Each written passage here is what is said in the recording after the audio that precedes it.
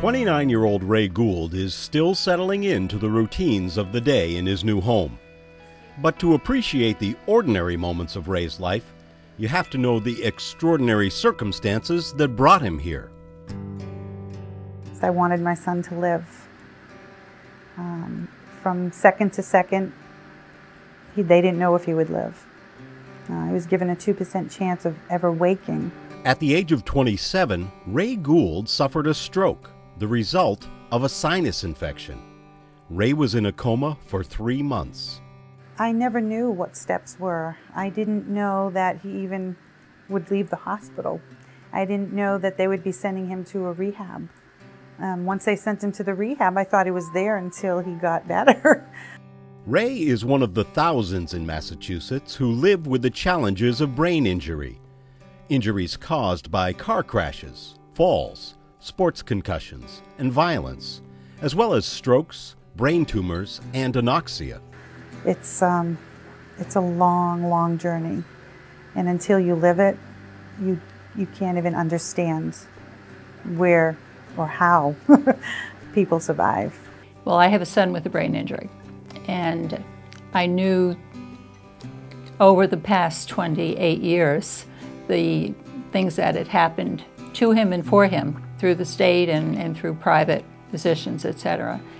Very little was known when my son was injured about brain injury.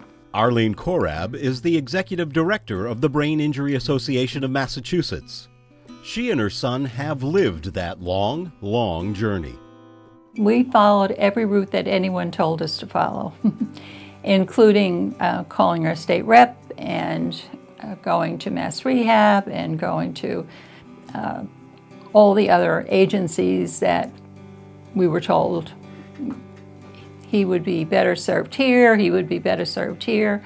DMR said he's not retarded, so he didn't belong in their program. DMH said his IQ is too high, he doesn't belong with us. A group of families that started the association were frustrated because there was an agency for every other disability. They were falling between the cracks of the system.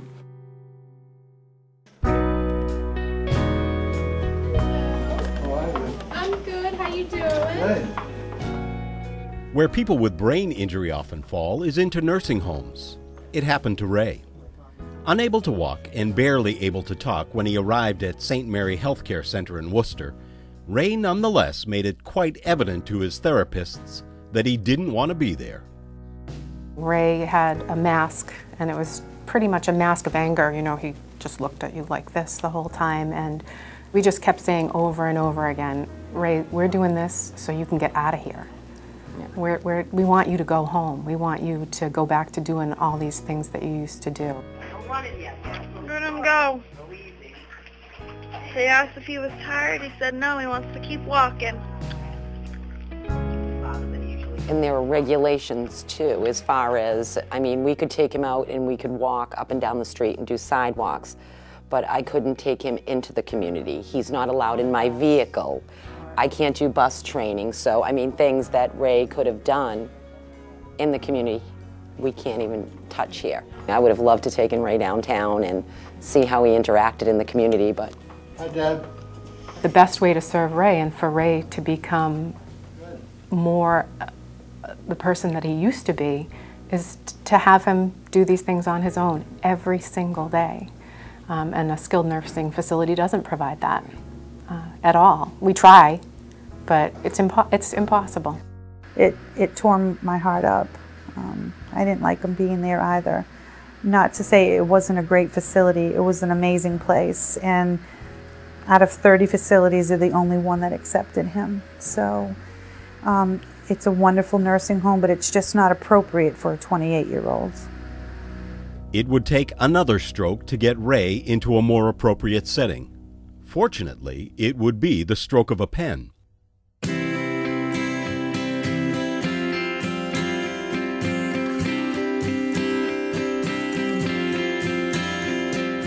An historic settlement in Hutchinson versus Patrick, a class action lawsuit filed by the Center for Public Representation and the law firm of Wilmer Hale on behalf of the Brain Injury Association of Massachusetts, 5 survivors, and the Stavros Center for Independent Living.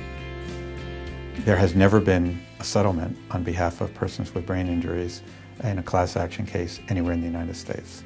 In fact, there's never been a case on behalf of persons with brain injuries under the ADA anywhere in the United States.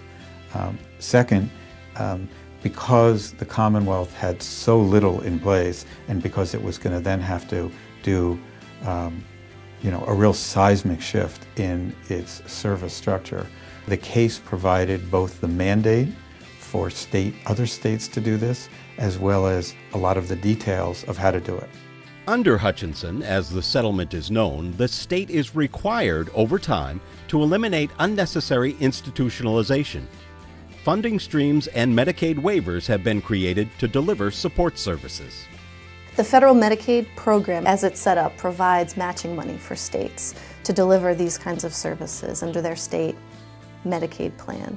The waiver is unique in that it allows states to deliver certain services that wouldn't otherwise be available under their Medicaid plan. It makes that package of services much more comprehensive. It allows you to deliver some really progressive services that support people's integrated living that weren't traditionally a part of what Medicaid does in most states. A lottery system was held to select the initial group of individuals who will benefit from this historic settlement.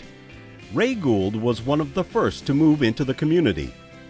He lives with Ken LaHue, a case manager at the Center of Hope, a dehabilitation program that Ray attends.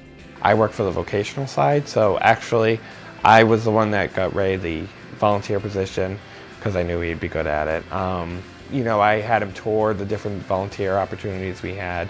The hospital was pretty much the one that he seemed to like the best. I think if we look at our first individual who went home from a nursing home, and we watch his progress over the last few months, it's amazing the difference it has made in his life. He's happy, he's smiling all the time. There's been some adjustment on both parts, our part and Raymond's part. Learning from a nursing home to, trying to increase your independence, where at a nursing home you have everything done for you, and then when he came here it was, well, you need to try and do that yourself now, So there was kind of like a little struggle there for a while, but he's improved. Things are much better. The goal of the Brain Injury Association is to make things much better for as many people with brain injury as possible. That involves not only asking some families to be patient while an infrastructure is developed, it also means encouraging others to risk changing the status quo. The challenges right now are trying to get to all the families who have initially said, yes, yes, yes, we want this, and now the fear of the unknown is setting in. They want other people to be the first people to go through it. So we still have room for people this first year. And at the end of 3 years, we anticipate we'll have 300 people, a total of 300 people. And that's the first group. And then we'll take it from there.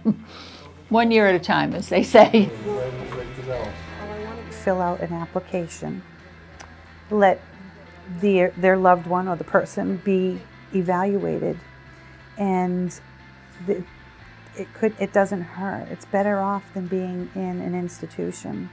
And the Hutchinson lawsuit has provided many, many services for people, and the professionals that they have working on their staff, they find ways to make it appropriate for the patient to live a better life than being stuck in a nursing home. I have a son who suffered a very serious brain injury when he was 8 years old, and spent a lot of time in the hospital, and eventually came out of a coma and recovered and is now doing quite well, and a freshman in college. So it's a happy story at the end, but it was a tough story in the middle. Regardless of the type of disability you have, being institutionalized is a fairly similar experience, and generally a very unpleasant one. Being divorced or separated, segregated from your family, your community, your school, your friends. Kathy Hutchinson, the woman in whose name the suit was filed, has transitioned to a residence with 4 other women. Kathy had spent more than a decade in a nursing home since suffering a stroke while gardening. She's just an incredible woman, a tremendous advocate, and she, like so many of our named plaintiffs in these cases, was not just interested in identifying a resource for herself in the community, but really trying to bring about change in the system. And her story allowed us to do that. Brain injury does not discriminate. It just doesn't matter what age you are, it doesn't matter what color you are, it doesn't matter where you are, what you're doing. You don't have to be unconscious, you don't have to be in a coma. You know, it's just something that unfortunately can happen to any of us at any time. We were talking about this morning in our office, that it's so great that people, the general public, is starting to recognize that people with disabilities are not people to be afraid of. And we're seeing more and more people in the community with not just brain injury, but with all kinds of disabilities. I am very hopeful. I think the most important part of all of this is people need to be aware that people can get better when the proper services are given to them, the proper care.